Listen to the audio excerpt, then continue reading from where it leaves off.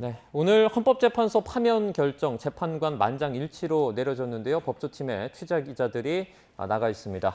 김영수, 김다영 기자 현장에서 전해주시죠. 네, 계속해서 전해드리고 있는 것처럼 헌법재판소가 윤석열 대통령에 대한 파면 결정을 내렸습니다. 문영배 헌재소장 권한대행이 오전 11시 22분 피청구인 대통령 윤석열을 파면한다는 주문을 낭독했습니다. 재판관 8명의 만장일치 의견이었습니다.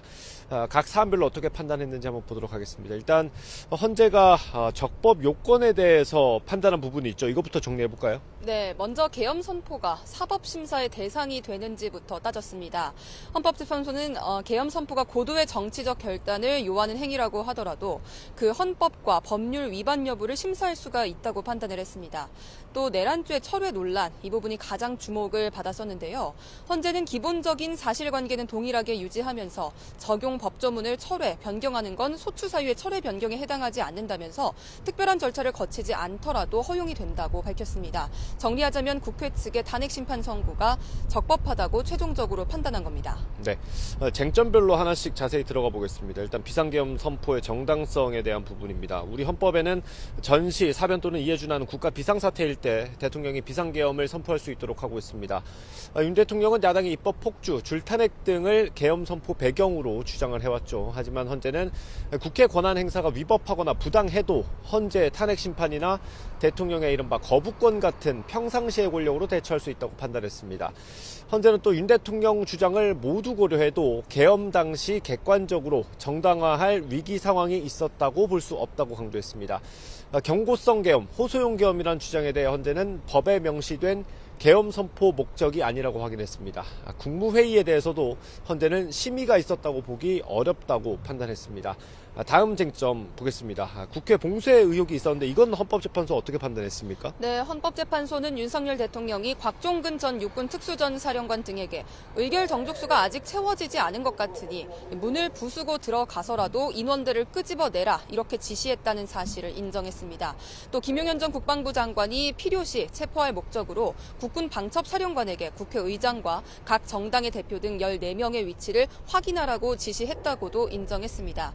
정리하자면 윤 대통령이 군경을 투입해서 국회의원 출입을 통제하고 국회 권한 행사를 방해했다며 헌법 위반이라고 판단했습니다. 네, 다음 포고령 이루에 대해서 보겠습니다. 쟁점별 판단이 짧은 건 좀 많이 짧습니다. 정치 행위를 모두 금지한 포고령 이루에 대해서 헌재는 헌법과 대의민주주의 권력분립 원칙을 위반했다고 밝혔습니다. 또 계엄법 조항과 영장주의를 위반해 국민의 정치적 기본권, 단체 행동권, 직업 자유까지 침해했다라고 강조했습니다. 이게 포고령 1호에 대한 헌재의 판단이고요. 다음 선관위 장악 시도에 대해서는 어떻게 봤습니까? 네, 윤 대통령이 국방장관에게 병력을 동원해서 선관위의 전산 시스템을 점검하라고 지시를 했다면서 이 부분은 선관위에 대해서 영장 없이 압수수색에 나선 것이라 영장주의를 위반하고 나아가 선관위의 독립성을 침해한 거라고 인정을 했습니다. 또 법관 체포 지시 의혹에 대해서도 국회 측의 주장을 받아들였습니다. 현직 법관들로 하여금 언제든 행정부에 의한 체포 대상이 될 수 있다는 압력을 받게 해서 결과적으로는 사법권의 독립을 침해한 거라고 판단했습니다. 네, 이런 쟁점들 소추 사유에 대해서 다 위법 또는 위헌이라고 판단을 하더라도 중대성이 있는지까지 따져보는 게 헌법재판소의 탄핵 심판입니다. 헌재는 법 위반 중대성에 대한 판단을 설명하면서 윤 대통령 행위에 대해서 강도 높게 비판했습니다. 헌재는 윤 대통령이 헌법이 정한 통치구조를 무시했고 포고령으로 국민의 기본권을 광범위하게 침해했다고 밝혔습니다. 또 국회와 대립이 일방의 책임이 아니라면서 국회를 협치 대상으로 존중했어야 한다고 언급했습니다.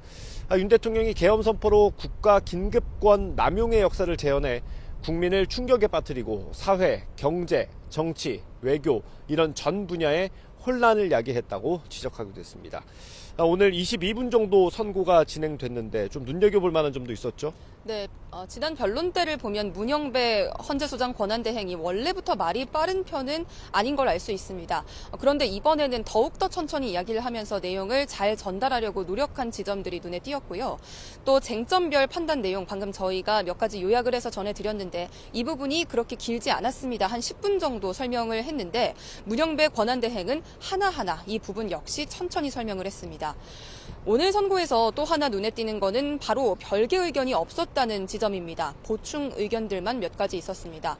보충 의견이란 결론에는 동의하되 그 논리를 보충하는 경우에 쓰이는 말인데요. 그만큼 의견 일치가 많이 이루어졌다는 뜻으로도 평가할 수 있겠습니다. 네, 선고 직후 대통령 측 윤갑근 변호사가 기자들과 만났습니다. 법리적으로 납득할 수 없다고 반발을 했고요. 특히 정치적인 결정이라면서 참담하다고 강조했습니다. 헌재가 숲을 봐야 하는데 지엽적인 부분만 봤다고 지적하기도 했습니다. 대통령의 공식 입장이 아직까지 나오지 않고 있는데 윤갑근 변호사도 아직 소통을 하지 못했다라고 밝혔습니다. 앞으로 어떤 입장을 밝힐지 지켜봐야 할 것 같고요. 일단 파면 결정이 났습니다. 그 다음 절차는 어떻게 됩니까?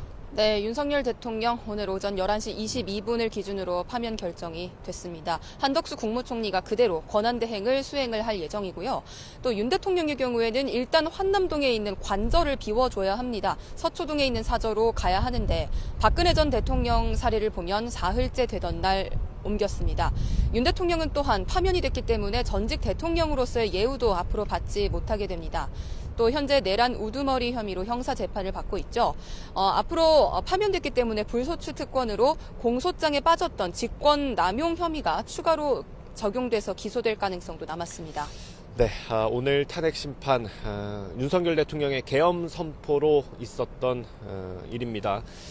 그간의 과정을 간단히 정리하겠습니다. 지난해 12월 3일 윤석열 대통령이 비상계엄을 선포했고요. 12월 14일 야당이 낸 윤 대통령의 2차 탄핵 소추안이 국회에서 통과됐고 곧바로 헌재에 소추 의결서가 접수됐습니다. 지난 1월 14일 첫 정식 변론을 시작으로 2월 25일까지 11차례 변론이 이어졌습니다. 그 사이 윤 대통령은 내란 혐의로 구속 기소됐고 구속 취소를 청구하고 또 받아들여지면서 석방이 됐습니다. 앞으로 남은 형사 재판이 어떻게 진행될지 또 지켜봐야 할 것 같습니다. 지금까지 헌법재판소에서 전해드렸고요. 상암동 스튜디오 나와주십시오.